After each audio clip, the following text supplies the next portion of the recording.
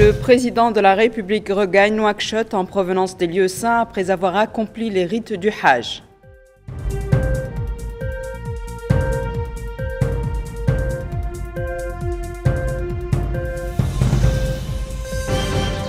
La Fédération mauritanienne de football tient son 24e congrès ordinaire et adopte de nouvelles dispositions d'application de ses textes constitutifs.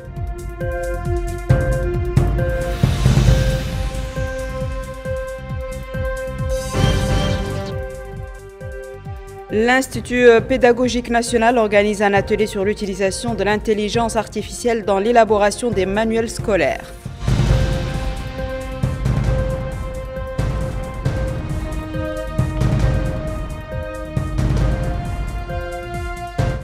Bonsoir mesdames, mesdemoiselles et messieurs et merci de vous joindre à nous. Son Excellence le Président de la République, M. Mohamed El-Cheikh El-Ghazouani, a regagné Nouakchott hier soir en provenance des lieux saints après avoir accompli les rites du Hajj pour l'année 1446 de l'Hégire.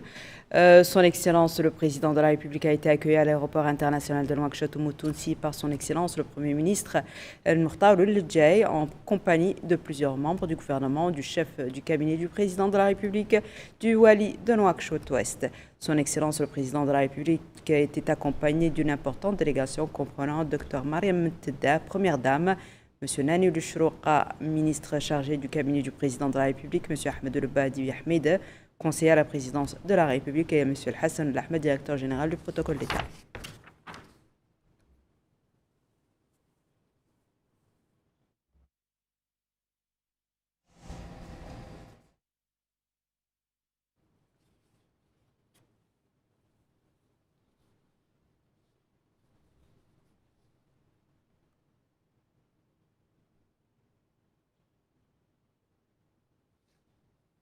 Au cours de la deuxième journée de sa visite en Mauritanie, le président de l'Union africaine de la presse sportive a rencontré le ministre de la Culture, des Arts, de la Communication et des Relations avec le Parlement, porte-parole du gouvernement. Il s'est également rendu au syndicat des journalistes mauritaniens à l'office du complexe olympique. C'est un compte-rendu de Memounalo. Le président de la section Afrique de l'Association internationale de la presse sportive, AIPS, Abdoulaye Thiam, poursuit sa visite officielle en Mauritanie. M. Thiam est reçu par le ministre de la Culture, des Arts, de la Communication et des Relations avec le Parlement, porte-parole du gouvernement El-Hussein Oulmedou. Plusieurs points ont été abordés lors de cette rencontre, mettant en exergue l'importance de cette visite pour le renforcement des liens entre la presse sportive africaine et les institutions mauritaniennes. Je suis venu m'entretenir avec lui sur plusieurs points. D'abord sur la nécessité d'aider les journalistes à se former face à beaucoup de menaces aujourd'hui comme l'infox, les fake news, l'intelligence artificielle. Deuxième chose, c'est que je lui avais aussi adressé une lettre demandant à ce que la Mauritanie accueille la première édition de la Nuit du sport africain. Donc je lui ai réitéré cette demande-là, il l'a acceptée. Je lui remercie pour ça. Et je voudrais aussi qu'il soit notre interprète auprès du président de la République islamique de Mauritanie. Et nous saluons aussi les efforts qui sont fournis par les autorités politiques et sportives de la Mauritanie pour faire de ce pays-là ce qu'il est devenu aujourd'hui au niveau d'abord sous-régional, mais aussi au niveau continental. M. Thiam s'est entretenu également avec Mohamed Ibrahim Oudeka, président du complexe olympique de Nouakchott. Il a visité le chantier de la première piscine olympique de Nouakchott, où Oudeka lui a fourni des explications détaillées sur les différents services prévus. En signe de reconnaissance, il lui a offert un trophée symbolique. Était au rendez-vous aussi une rencontre entre le président de l'AIPS et le président du syndicat des journalistes mauritaniens. Les deux personnalités ont abordé des sujets d'actualité concernant la profession, mettant en lumière les défis et les perspectives du journalisme sportif en Mauritanie. Cette visite rentre dans le cadre d'une invitation faite par Mohamed El Hassan, président des commentateurs sportifs de la République islamique de Mauritanie.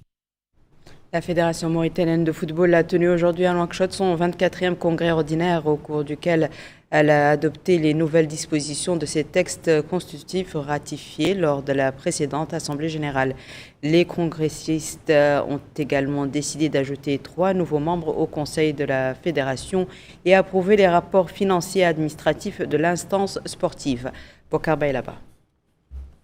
Ce congrès a été l'occasion d'examiner et d'approuver les rapports financiers et d'activité de la Fédération mauritanienne de football. Ainsi, ce 24e congrès a permis de passer en revue les principales réalisations de la FFRIM durant l'année écoulée, notamment en matière de formation et d'infrastructure. À cela s'ajoutent des projets promoteurs en cours visant à développer le football national.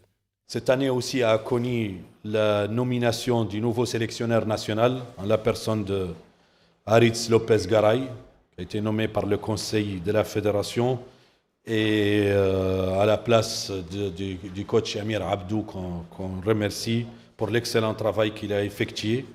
Et on passe à une nouvelle ère avec une nouvelle école, qui est le football espagnol. Un fait marquant, c'est la qualification de notre équipe nationale locale au CHAN pour la 4e édition.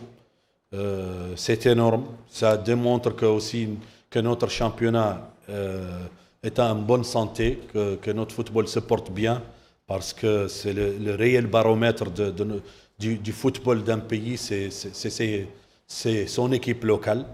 Parce que parfois on peut avoir d'excellents résultats au niveau de l'équipe A, mais c'est des joueurs pour la plupart, pour la grande majorité, qui évoluent à l'étranger.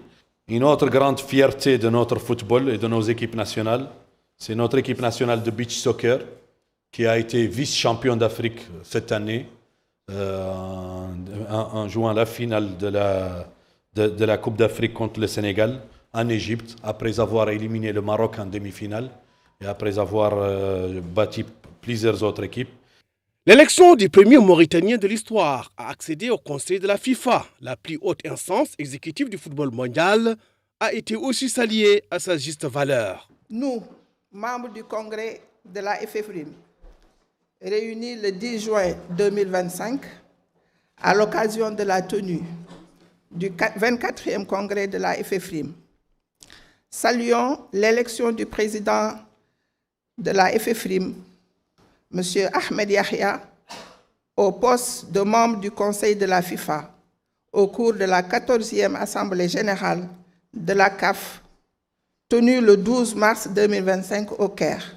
Apprécions à sa juste valeur cette haute distinction qui permet à notre pays, à travers la personne du président Ahmed Yahya, d'accéder aux plus hautes sphères du football international, renforçant du coup la présence de notre pays dans les centres de décision du football mondial et attestant le succès de notre diplomatie sportive, cette fois-ci sur l'échiquier international. Les congressistes ont également validé l'adoption des nouvelles dispositions réglementaires de la FFRIM, approuvées l'année dernière lors des travaux de l'Assemblée générale. En conformité avec ces nouveaux textes, le Congrès a décidé d'ajouter 3 nouveaux membres au Conseil fédéral, portant ainsi le nombre total à 21 membres comme stipulé par les textes adoptés.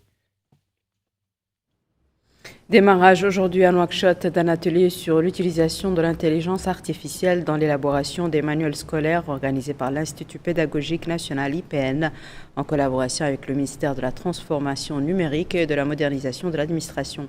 L'atelier, qui dure 2 jours, vise à tirer parti des technologies modernes fournies par l'intelligence artificielle pour développer le manuel scolaire en écriture et en dessin, et en design plutôt. C'est un compte-rendu de Rahmaba.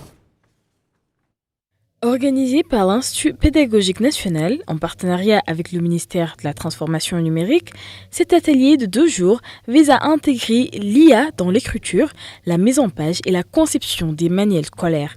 Les participants assistent à des présentations sur l'ingénierie des contenus, les systèmes d'information géographique, mais aussi sur les usages concrets de l'intelligence artificielle dans l'édition pédagogique, la recherche et la conception de supports modernes. Le directeur général de l'IPN, Cheikh Oulsidi Abdullah, a souligné que cette initiative s'inscrit dans une dynamique de formation continue. Il affirme que seule une éducation ouverte aux technologies pourra suivre le rythme du monde actuel. Il a rappelé l'engagement fort du président Mohamed Ould Cheikh El Ghazouani pour une Mauritanie connectée avec une vision claire, placer le numérique au cœur du développement national. Une ambition concrétisée par la création d'un ministère dédié à la transformation numérique, aujourd'hui moteur de cette révolution éducative. L'Association des patriotes pour le développement et l'action sociale a organisé en collaboration avec l'Association des parents d'élèves et la Fondation Sahel une journée éducative à l'école Ould Muttali à El Mina. Lors de cette manifestation, le personnel enseignant et les élèves qui se sont distingués ont été mis à l'honneur. Bokar Bailaba. Cette journée pédagogique vise à honorer les bons élèves qui se sont distingués au cours de l'année scolaire, ainsi que le personnel éducatif, les exhortant à redoubler d'efforts pour atteindre les objectifs qu'ils se sont fixés. En d'autres termes, il s'agit d'encourager les talents des élèves pour mieux se servir des connaissances acquises sur le terrain, ce qui permet de développer et renforcer leur personnalité pour les préparer à jouer des rôles sociétaux à l'avenir. Et dans une allocution prononcée à cette occasion, l'inspecteur de l'éducation au niveau de la Muqata d'Elmina, Mohamed Abdallahi Ahmedou, a indiqué que cette journée est le résultat des efforts du personnel enseignant, des élèves et des parents qui ne ménagent aucun effort pour améliorer le rendement des établissements. Et il a remercié le personnel éducatif et les parents d'élèves pour les efforts déployés pour faire de l'école républicaine un succès. De son côté, le président de l'Association des patriotes, Mohamed Brahim, a indiqué que l'éducation reste la pierre angulaire pour la formation d'un individu productif et d'une société soudée, saluant ainsi le rôle du personnel éducatif dans la transmission de leur noble message.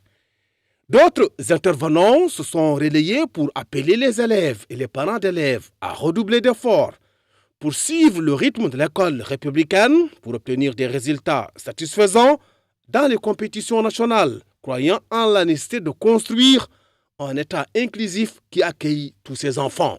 L'événement a été marqué par des représentations théâtrales qui traitent de l'importance de l'école républicaine, l'importance des uniformes scolaires, l'appel à la persévérance et à la participation positive à l'édification de la nation, entre autres. Nous refermons ce journal par un détour en Inchiri où une soirée culturelle de sensibilisation au danger des stupéfiants et des substances psychotropes a été supervisée hier soir par le wali M. Idrissa Demba Korera. Cette manifestation organisée par l'Association de la jeunesse de Basma pour la culture et la renaissance du patrimoine avec la coopération du Forum régional des organisations de la société civile de l'Inchiri s'inscrit dans le cadre de la lutte contre la toxicomanie et ses dangers sur l'individu et la société. Dans son intervention, le wali a loué la contribution de chacun à la sensibilisation et à l'éducation de la population en général et des jeunes en particulier sur l'utilisation de la drogue et de diverses substances psychotropes avant d'insister sur la nécessité de diffuser et de promouvoir les valeurs de l'islam et ses vertus. Il a salué le rôle joué par l'Association des jeunes de Basma dans la sensibilisation au danger de ce phénomène, appelant tous les citoyens à contribuer à ce noble effort.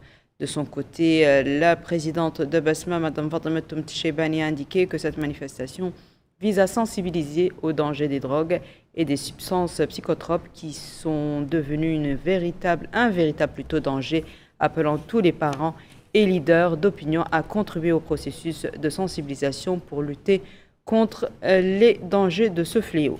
Ce sera tout pour ce journal, mesdames et messieurs. À présent, le rappel des titres. Le président de la République regagne Nouakchott en provenance des lieux saints après avoir accompli les rites du Hajj.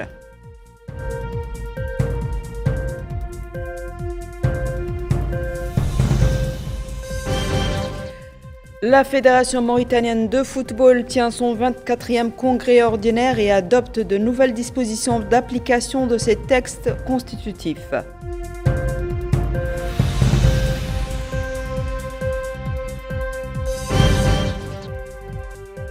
L'Institut pédagogique national organise un atelier sur l'utilisation de l'intelligence artificielle dans l'élaboration des manuels scolaires.